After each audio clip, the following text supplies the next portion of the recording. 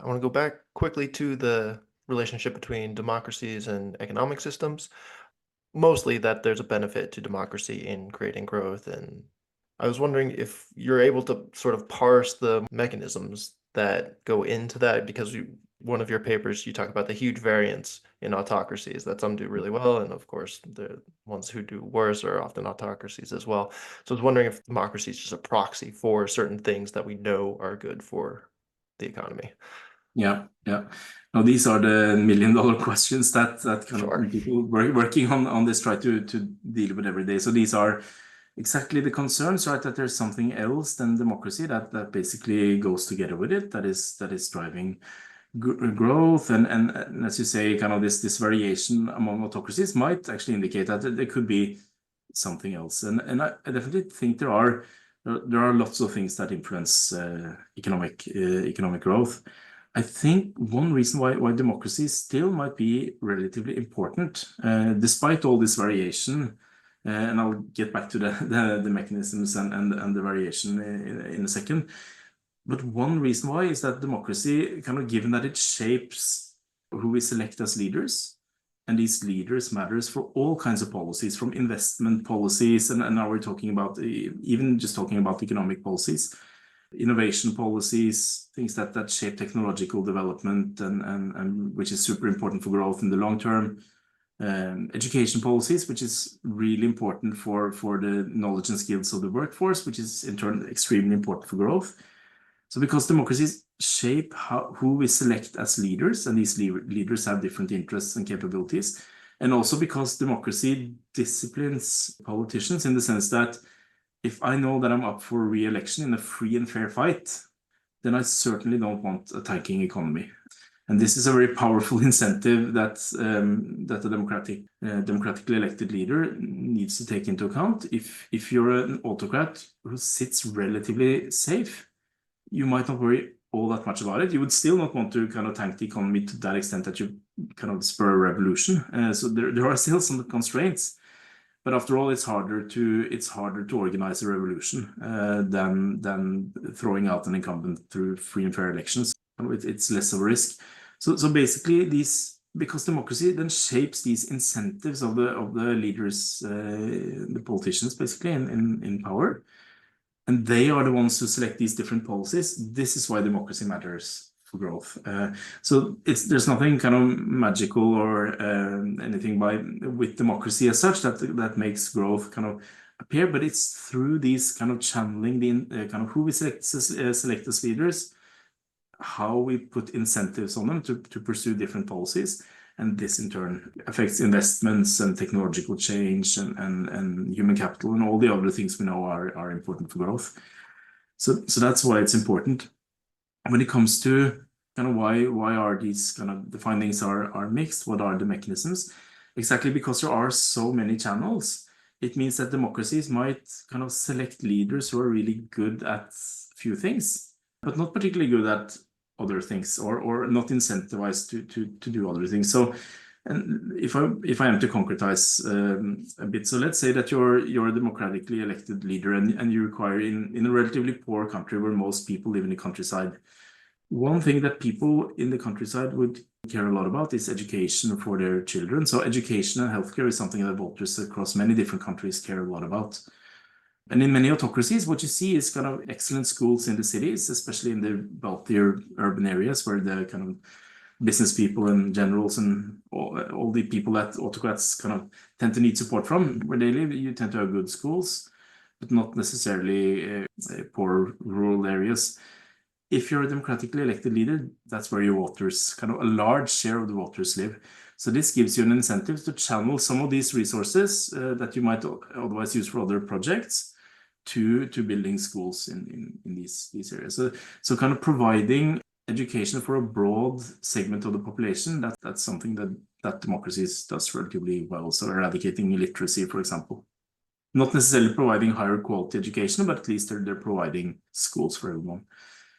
When it comes to investments in kind of driving up the share of income that we invest in infrastructure and new machinery and so on, democracies aren't necessarily better than autocracies. So especially when it comes to large-scale infrastructure projects, autocracies are relatively good at doing that. So you can build a large dam in China and just replace 1 or 2 million people and move them to a different part of the country without fearing a backlash in public and the next elections, to the same extent as if you were a democratically elected leader on re-election.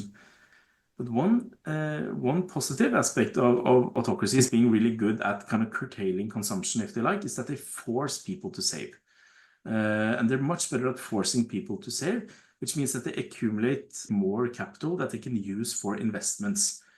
And investments are typically good for medium-term growth, at least not necessarily long-term growth, where technological change is more important.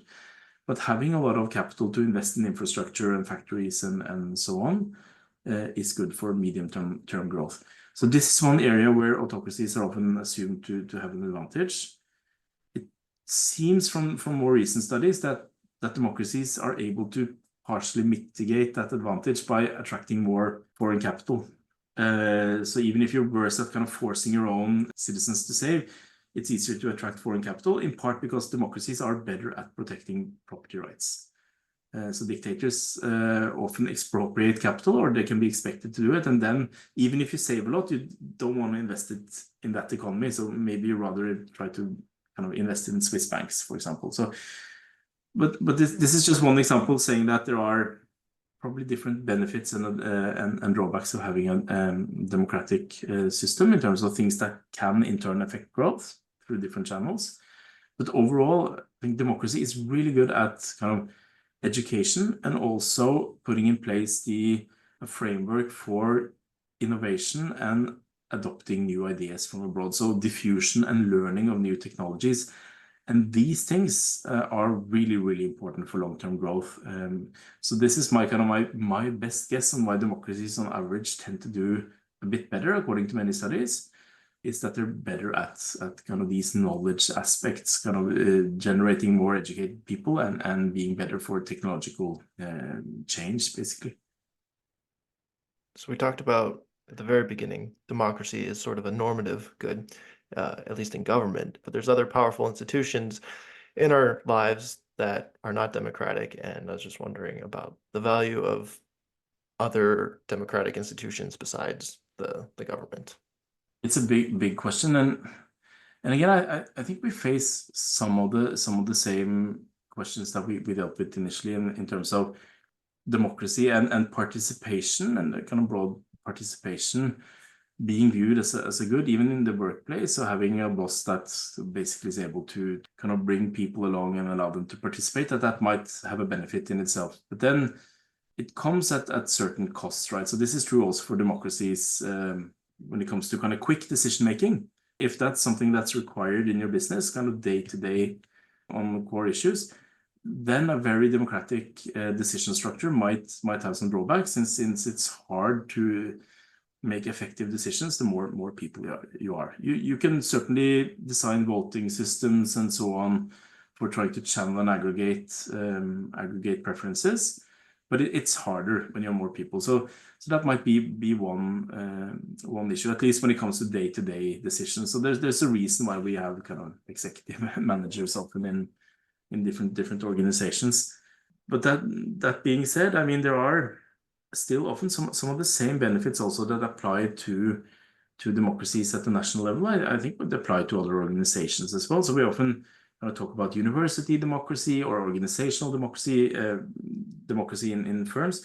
I think some of the benefits that apply to democracies at the national level. So for example, the legitimacy that comes with widespread participation, and also the benefit of then when decisions are being made, getting inputs and viewpoints from different people with different backgrounds and different kind of experiences is often really important for arriving at the best possible policy. So if you're an isolated decision maker, even the smartest dictator has a really hard time of seeing all the potential downsides and pitfalls of a particular policy or decision, be it in a business or in a country.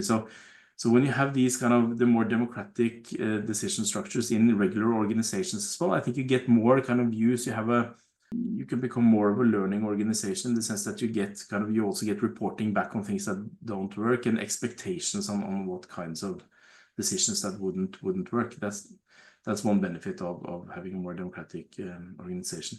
Kind of one complicating thing, and especially when it comes to kind of the normative value, is that for other organizations than nation states, it's often hard to say exactly who would be the demos, so to speak. So who would be the population, who would be the relevant population.